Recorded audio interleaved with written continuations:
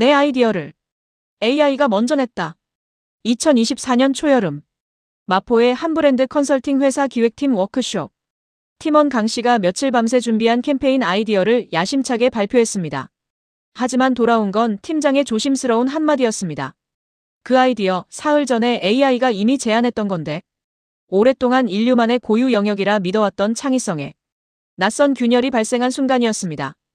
인간이 2주 동안 흘린 땀, AI가 3분 만에 내놓은 결과, 샤워 중 떠오른 단편적인 영감, 퇴근길 지하철에서 남긴 꼼꼼한 메모, 주말까지 반납하며 구체화한 작업들. 이 모든 14일의 치열한 과정이 AI의 0.05시간, 즉 3분짜리 결과물과 정확히 같은 방향을 가리키고 있었습니다. 며칠을 고민한 기획안이 AI의 단기 산출물로 대체되는 현상. 이것은 이제 더 이상 단순한 우연이 아닙니다. 이 결과물의 중복이 가져온 충격은 단순한 놀라움이나 허탈함이 아니었습니다. 그것은 수많은 직장인들의 자기 정체성을 향한 근본적인 질문이었습니다. 나는 과연 창의적인 존재인가? 우리가 쏟아부은 며칠의 밤샘이 AI의 프롬프트 한 줄과 다를 바 없다면 기획자로서, 마케터로서, 그리고 생각하는 인간으로서 우리의 가치는 어디에 있는 걸까요? 굳건했던 믿음의 붕괴가 시작되었습니다. 이 혼란을 멈추기 위해서는 먼저 창의성의 진짜 모습을 알아야 합니다. 많은 사람들이 창의성을 무에서 유를 창조하는 마법이라 오해합니다. 하지만 연구자들은 오래전부터 지적해왔습니다. 창의성이란 완벽히 새로운 것을 뚝딱 만들어내는 것이 아니라고 말이죠. 진실은 이것입니다. 창의성의 본질은 첫째, 다른 분야의 개념을 가져와 연결하는 능력. 둘째, 익숙한 패턴을 인식하고 비틀어내는 능력. 그리고 셋째, 기존 요소들의 낯선 재조합입니다. 창의성이 기존 요소의 재조합이라는 점을 인정하는 순간, 우리는 불편한 진실을 마주하게 됩니다. 방대한 데이터에서 패턴을 인식하고 새로운 결과를 조합하는 방식. 인간의 창의적 과정과 AI의 생성 방식이 구조적으로 완전히 동일하다는 것을요. 다만 처리할 수 있는 재료의 양과 속도에서 AI는 인간이 평생을 걸려도 도달할 수 없는 압도적인 우위를 점하고 있습니다. 이것이 제조합 게임에서 AI가 가진 압도적 스케일입니다. 같아 보이는 아이디어, 하지만 완전히 다른 출발점. 결과물의 텍스트가 겹쳤다고 해서 그 아이디어가 탄생한 배경까지 겹친 것은 아닙니다. AI의 아이디어는 데이터 마이너스 드리번입니다. 방대한 정보의 수학적 패턴 조합에 기반한 차갑고 논리적인 연산이죠. 반면 인간의 창의성에는 데이터가 복제할 수 없는 경험의 온도가 있습니다. 인간의 아이디어는 컨텍스트 마이너스 드리번입니다.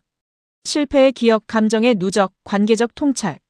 이 모든 따뜻하고 맥락적인 경험, 즉 살아온 삶 전체의 발현인 것입니다. 하지만 이 창의성의 위기는 심리적 충격을 넘어 실제 업무 방식을 망가뜨리기 시작했습니다. 가장 대표적인 부작용은 먼저 AI에게 묻는 습관입니다. 어차피 비슷한 게 나올 테니 AI를 먼저 확인하고 차별화하자. 이 합리적인 전략처럼 보이는 행동이 사실은 치명적인 인지 편향, 단 내리기 효과 앵커링 이펙트의 함정입니다.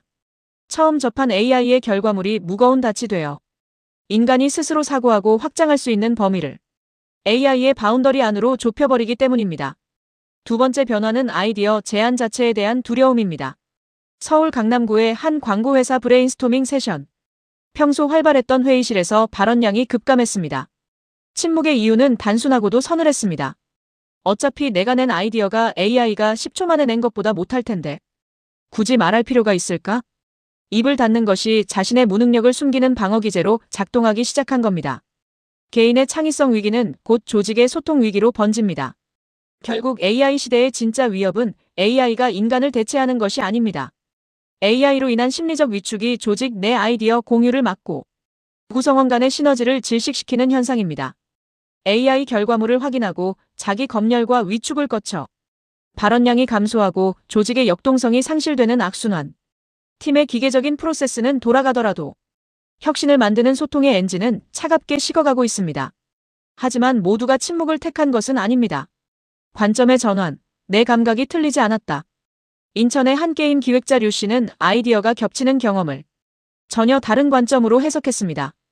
AI와 내 아이디어가 겹쳤다는 것은 곧 방향성의 검증을 마쳤다는 의미라고 말이죠. 그는 좌절하는 대신 자신의 직관과 감각이 수억 개의 데이터를 학습한 AI가 가리키는 방향과 정확히 일치한다는 데이터 기반의 객관적 증거로 받아들였습니다. 충격은 곧 확신을 가진 자신감으로 전환되었습니다. 이것은 일하는 방식의 무게중심 이동을 의미합니다. 무엇에서 왜와 이로. 이제 무엇을 만들 것인가 엇에 대한 대답은 AI가 가장 빠르고 풍부하게 내놓습니다. 인간의 역할은 그 수많은 엇 중에서 하나를 골라 왜 이것인가와 이를 설명하는 것으로 이동했습니다. 왜 지금 이 팀에 필요한가? 왜 이 클라이언트의 브랜드에 적합한가? 이 시점에 어떤 사회적 맥락을 가지는가? 이러한 고도의 맥락 부여와 설득의 영역은 오직 인간만이 할 수 있는 새로운 창의성입니다.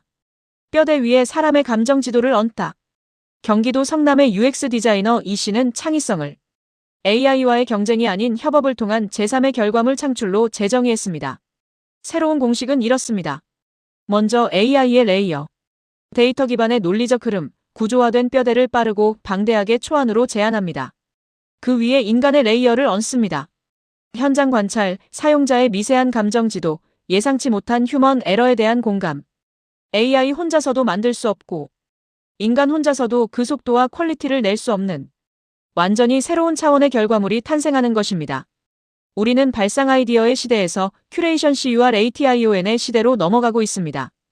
2025년을 지나며 조직 내에서 창의적인 사람을 정의하는 기준이 조용히 그러나 완전히 바뀌었습니다.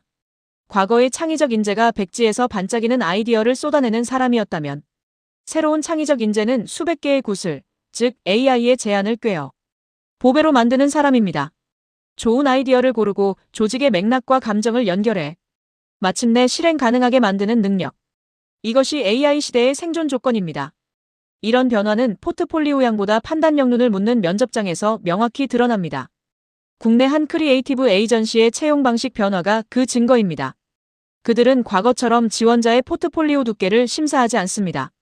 대신 지원자에게 AI가 뽑아낸 아이디어 5개를 던져줍니다. 그리고 이렇게 묻습니다. 이 5개 중 당신의 선택은 무엇이며 그 이유는 무엇입니까? 면접관이 보고자 하는 것은 아이디어의 양이 아닙니다. 맥락을 연결하는 힘, 실행의 방향성. 그리고 정답 없는 상황에서 최적의 결론을 내리는 판단력입니다. 이것은 창의성의 종말이 아닙니다. 본질을 향한 새로운 출항입니다. 내 아이디어를 AI가 먼저 냈다. 이 문장은 더 이상 좌절의 선언이 아닙니다. 창의성이란 과연 무엇인지, 기계가 할 수 없는 나의 고유함은 어디에 있는지, 위대한 질문을 던지는 시작점입니다. 이 불편한 질문을 피하지 않고 정면으로 마주하는 사람만이 AI라는 강력한 엔진을 달고 가장 창의적인 바다를 항해할 수 있을 것입니다.